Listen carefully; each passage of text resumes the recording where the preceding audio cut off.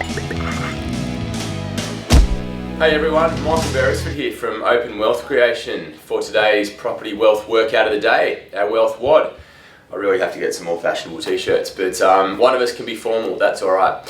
What we're going to talk about today is leverage and other people's money. So a lot of you will have seen our videos or seen at our workshops the comparison we do between renting a property and investing in property as opposed to buying your own home to live in, and the differences that makes in terms of cash flow and also compound growth.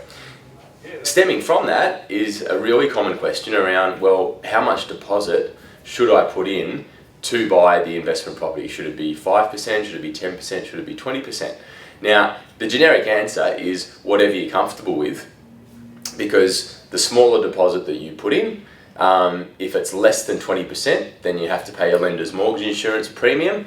I love lender's mortgage insurance personally as an investor because it means I can use less of my own money and get more from the bank, which gets me a better return over time. But lender's mortgage insurance is not for everyone, even though it is tax deductible on investments. But the best way to explain the concept is to talk about leverage, or as Cam says, OPM, other people's money. And basically this is how it works.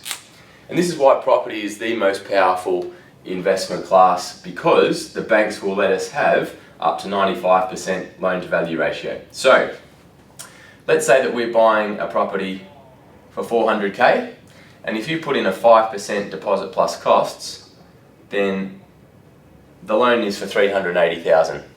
Now, over time, that 400k is going to grow. So let's say it's over a 10-year period and the property is now worth 800.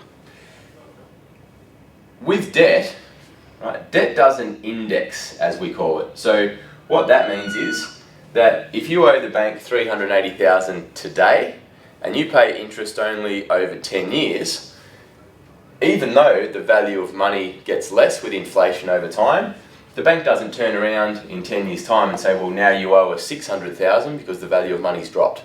You still actually only owe them 380,000. So really what we're saying is you're taking a very small amount of your money and turning it into a lot of equity. And that's how it works on one property, and then if you do it a second time, third time, so on and so forth, then you've really got the power of compound growth. Whereas if we look at a 20% deposit, then it means that the loan amount will be 320k. So over time, that debt amount stays the same. So really what we're saying is, by putting in in this case, putting in another 60k here, it's still only getting us a return of 60k in 10 years' time. Whereas if we can use less here, put in 20 for example, then that 20 is actually turned into a lot more as a multiple over time. So the whole point being, from an investment purpose, put as little money out of your own pocket as possible into the investments, either cash or equity. Borrow as much from the bank as possible so that you can spread the cash or equity that you have across multiple properties to be able to get a better compound growth outcome. Thanks for watching.